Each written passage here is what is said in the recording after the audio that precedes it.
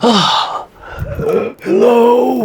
it's me, Eddie. Last year I did a my favorite skincare and my favorite makeup of 2023, so I thought this year I would do basically the same thing, my favorite products that stood out to me, but I thought this year, since I really got into doing Bounce Beauty, which is my personal color analysis plus makeup lesson sort of session, sort of class thing, which if you are gonna be in Korea and you want me to do your personal color or do your makeup and give you a whole makeup lesson, then I always put the link to the Instagram down below where you can sign up. But because I did that this year, I figured why not just show you the products that I used a lot to this year, because I've noticed a lot of the stuff that I use for myself, I don't actually use that often on other people. In this video, I'm going to be showing you the skincare I use and the base makeup. I'll probably make a part 2 where I show you the color makeup, like the blush, eyeshadow, and lip stuff. So grab a snack, grab a drink, and play this shit up in the background, and let's get started. Now, I did try so many different kinds of skincare this year, but the ones I actually use on clients pretty much stay pretty consistent throughout the entire year. I always start off with the Mool Essential Mool Toner. There's lots of different types of toners on the market, and I've tried several kinds, but this is the one I always go back to. Now, I really hope that they don't phase this out, because it's not really a common toner you're gonna see like at all of JUNG, or even Mool doesn't really push this. But it's a little bit different from most other toners where they're really watery and like liquidy. The texture is what in Korean they would call like a konmur toner. Konmur literally means snot or mucus, because it's almost like a fat water, so it almost has this bit of like slight tackiness to it. So I always use it on a cotton pad, and I always wipe down the person's face first to kind of like clean off any dust, oil, any remaining makeup. If your skin is really dry, which I get a lot of dry skin girls, a regular toner is not enough. So this one is great for dry skin, but also for oily skin. This and then another product I'm about to show you just now, just those two things, is more than enough moisture for an oily skin. I guess the only downside, I guess you could say, is that one, it's not that easy to get. I think it is available on Amazon though, and her global website. And two, it does have a bit of a fragrance. It's kind of giving like grandma's or mom's skincare, which a lot of people have told me that they like the smell of it, but if fragrance is kind of not your thing, then I would avoid this. Now, depending on the person's skin type, what I do for their actual like moisturizer, I guess, is different. If they have oily skin, or like they don't need, or they have like normal skin and they don't need much moisture, then I'll just pretty much finish with this, the AESTURA ATOBARRIER 365 Hydro Essence. It says essence, and you know, when we think essence, we think like watery, you know, like toner basically. But this one is actually, it looks like cum. But when you blend it out, it basically turns into like a water, like an essence, basically. Even though it blends out really thin and like watery, it really hydrates really well. Sometimes what I'll do is do 2 or 3 layers even of this, and I feel that it's totally fine. And it gives just enough moisture without it being overly greasy and oily. So I think this is great for oily or normal skin. But if the person has more dry skin, or in general it's colder outside, like now since it's winter, I'll use the Essential Mool Cream from Mool, which I've used this for years. This one as well looks like cum. It is called a Mool Cream, but it's almost like a serum, but it's thicker. It's kind of similar to the LANEIGE cream skin in that as you're blending it, it becomes thicker. So when you blend it and touch it yourself in person, you can understand why it's called a cream. And so this is great for drier skin, because it really helps create, like, it has like this almost like a wrapping feeling, like this coating texture to it that keeps the moisture locked in, and it just keeps your skin moist like all day pretty much. Especially good for people that have really bad flaky skin. This is perfect for using on top of that, and it helps really lay everything down. So I really like this one. And then if I need to put sunscreen on, if it's like the morning or afternoon, then I will go in with sunscreen. This has been my favorite one I've showed on my channel before, but I love using it on clients. It's the Mool, of course, Skin Setting Water Sun Base. She has a lineup of different bases, but this is basically just the clear one. And I really just see this as like a sunscreen basically, just like the other Mool products. It is extremely watery. Again, like this sort of wrapping feeling on the skin. So if I have an important filming day, I don't wear sunscreen, because sunscreens almost always fuck up my makeup. But this one, most of Mool's like SPF stuff doesn't like cause foundation to get all cracked and cakey. You can basically just think of this as a lotion basically. Now, if the person has a lot of redness, rosacea, just really red cheeks, instead of that one, I'll use the skin setting one in the tone correcting shade, which is green basically. And this one is fantastic because unlike other green color correcting shits, this is really hydrating, and it's a really pretty like green, like typically for fair or light skins, it doesn't have that weird, it doesn't make you look green, right? Which you have to go over with foundation, right? But this one, as it's correcting the red, it's also kind of making this really pretty, almost like marigin finish to the skin almost. A lot of times actually I've suggested this to use by itself to some of my friends with really red cheeks, because even just that looks really nice by itself. And just like the sunscreen and all the other skincare stuff from JUNG, it's really 촉촉해, which a lot of color correcting shits can. A lot of them are dry, and so I hate using them. And they turn all white and they peel and they look like get all flaky. It's gross. If not that one, another one I really enjoy is the Face Shop Dewy Lasting Skin Base in number 3, Minty. And I put it into this little bottle here for my kit. This is what the original bottle looks like, except this is the lavender one. I like using this sometimes, but I find myself using the mint one the most. It's pretty much the same thing, really a 촉촉한 green, very moist, color correcting sort of base.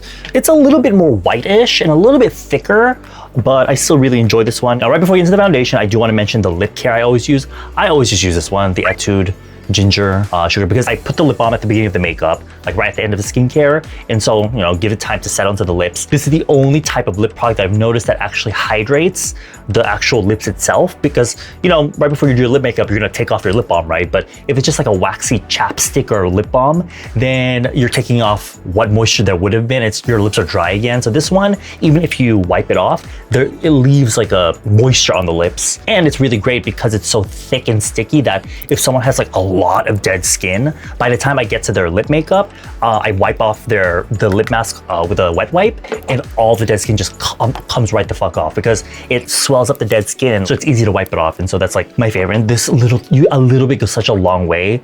This shit has lasted me like forever.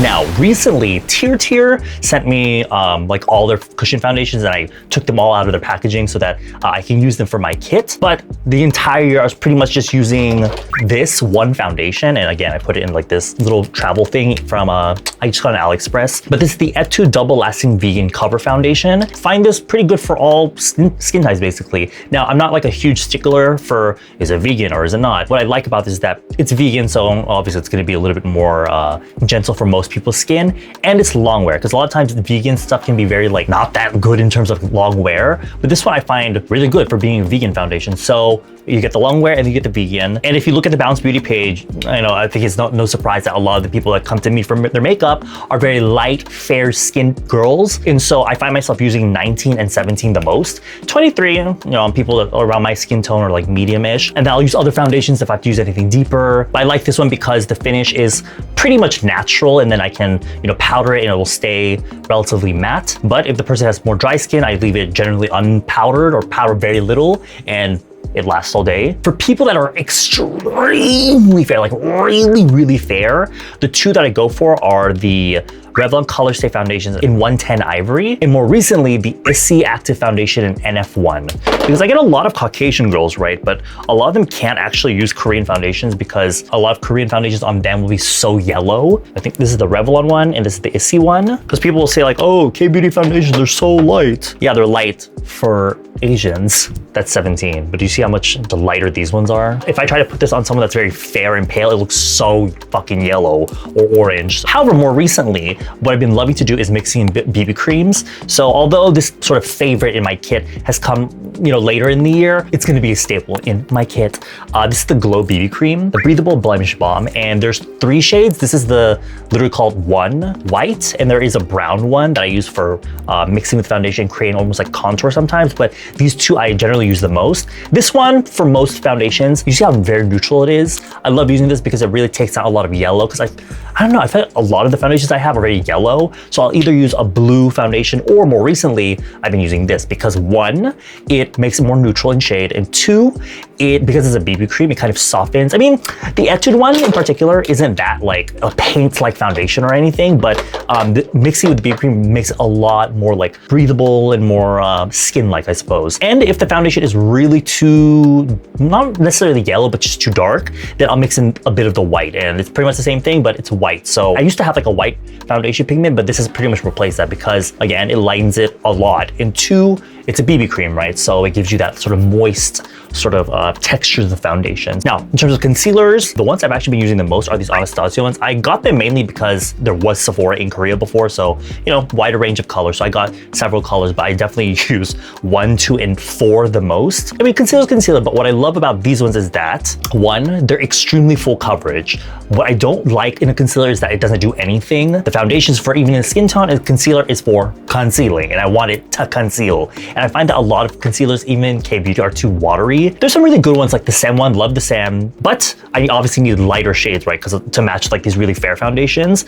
If you are a fair skin girl, like really fair, very pale, 1 and 2 of the Anastasia Magic Touch Concealer is so good because I've noticed with really fair concealers, they always blend out into nothing. But these are fantastic because they maintain their level of pigment even in the lightest shades. They stay opaque, but oh my god, do you see even that? That's a thin layer. But normally a lot of fair concealers like this will like blend out into water basically. A lot of Korean makeup artists as well will use like the, you know, my Malo Wilts concealers I'm always using. Normally I use those, but obviously those are too dark for fair skin girls. So I just end up using these because these are also really great for concealing spots, which as we know, if you have acne or blemishes, liquid type concealers can sometimes have a hard time covering like raised blemishes because they just keep blending off, but these ones cover really well. If there's a particularly annoying spot to cover, I'll put a dot of powder on the blemish and then I'll use these and it's like beautiful because it's liquid. It lays on top of the powder beautifully. Because sometimes if I do that method where I put some powder on the blemish first and then if I try to use a cream concealer, it can look dry and patchy, but with the liquid, it has some moisture to it. So this is great for that. While we're on the topic of concealers, I do want to talk about correctors. I've already hit pan on this, but this Sigma Spectrum Color Correcting Duo in light to medium has been like a godsend. I'm gonna replace this with the Glow Not Dry Concealer because this is just, honestly, it's hard to get this in Korea. I just got this in a PR package, but I found it very useful. It's very chokchoke, it's very moist. It's very similar to the Skin Food one, the Dark Circle Salmon Concealer, but this is much paler. So I myself using this a lot more. And for anybody that has a deeper complexion, then I'll take my LA Girl ones, these ones, as we know, classic. They have much deeper ones in this, but I have this one because I don't get that many like tan to deep to dark skin tones. For them, I have a separate kit for if I do get one of those as clients, then I'll bring that with me. But for my main kit where I'm doing mostly pale, fair, light, medium skin tones, I'll have mostly these correctors. And so I'll use this one, or if they're more on the medium tan side, then I'll use this Tarte one, which is also good. But honestly, the LA Girl one, fantastic. For powder, the two that I'm like obsessed with and have repurchased because I'm pretty much almost out of these is the WAKEMAKE Stay Fixer Pact Vegan. I've hit pan on it, but I still have quite a bit around here. And this actually lasts quite a bit because it's one of those powders that are more hard. It's not like a thick like powder with a lot of fallout. I love this as a pressed powder. And then for a loose powder, I love the LANEIGE Neo Essential Blurring Finish Powder. This is that loose powder where if you open it and you press here, the powder comes out. I love these two powders. They both don't have talc. And originally I got into that because I had someone that said that they were allergic to talc. And so I was like looking stuff up and these two came up and these are both vegan. Because there's no talc, I've noticed they don't really give like a white flashback, even on the really deep skin. Like I use these powders on Fatu and it didn't show up like a white cast or like ashy because these are silica based. Now, if you put a thick ass layer of these with a powder puff, yes, you'll get a little bit of like this whitish look, but you just make sure you really pat it in or kind of brush the excess with a brush. If you have a lot of fine lines under the eyes like me, this loose powder especially is really, really good for that. And I actually mix the two. I'll dip a powder puff or brush in this one first, and then I'll mix it in with some of the loose powder. And I don't know why I do that. I think it's because I saw Chung Seung-moon's other artists at her academy doing this. I know I've just been doing it that way, and I'll just, you know, switch it up depending on my mood or depending on the person's skin type. All right, now for contour and highlight. For contour, I have two I kind of rotate between depending on my mood, to be honest. One that I'm often using is the Rome and Better Than Contour. This is the neutral warm one, and this is the gray cool one. Again, like I said, I get a lot of like fair skin, light, cool tone girls, and so I use gray cool like pretty much the most, but on myself, I will probably use this one. I use it just because I have it. I'm not always contouring everyone's face because some people don't need it, to be honest. It does come with 3 shades here in the middle, and then it comes like a really gray tone shade on the side to, I guess if you want to make these colors even more gray, there's that for you. And there's also like a volumizing powder. So this is great for if you want to add a highlight to the face without using like a shimmery glitter highlighter. It's like a matte highlighter, right? Like C Beauty, right? When they do like the matte highlighting. And my only gripe with this is that it's not that pigmented. So it's great for if you tend to go heavy-handed with your contour and you end up with like brown stripes on your face, like me. So great for beginners. One that I kind of prefer a little bit more because I can do either light hand or go a little bit more heavy-handed is the Kaleidos Symphony Contour Trios. I actually use it a lot. So these are brand new ones, so I can show you what they look like when they're new. I use Fair a lot for the really pale skin girls. You see how gray they are? This is what you need if you're really fair skinned. Light for if you're like an Asian skin tone, but you're more on the light skin side. And for people around like me, or it's like light medium to medium, I'll use medium. There also is a tan, deep, and dark shade, so great for all skin tones. They all come with a matte highlighter, which is great. They all come with like a more cool tone contour color with the warm tone one. So I always use the cool tone one for the nose and the slightly warmer one for the face. Because sometimes if you're contouring the face, it's not always good to be super gray because that can look almost ashy or like a beard on the side of the face. So it being slightly warm makes it great. And the fact that these are way more pigmented than the Roman ones makes them much more versatile. But if you're not careful, you can go too heavy-handed, it will look like a stripe on the face. So I always make sure to use a really fluffy brush with these because the pigment on these is actually, powder itself is just a lot softer and so more potential for fucking up. But last but not least is highlight. Now y'all, I have so many different highlighters, but the one I literally use like every single time I do someone's makeup is the Glyph highlighter palette from Miss Chonsomi. I've used this so many fucking times, but do you see I barely made any fucking dent in there? The two colors I use the most are Oomph and Edward, which is not named after me. I think it's named after Edward the Vampire. These two I use the most. This one for most people because it's a very nice, general, neutral sort of champagne shade. In the pan, it looks a lot more warm tone, but if you actually swatch it on the skin, it's very neutral. So I love using this on pretty much most people. But if someone is very fair, like very fair, and has more red in their skin, then I'll use Oomph, which is like this white shade that has like this lavender shift. And there's a lot of shades on the market, especially in K-beauty, that are white with a pink shift.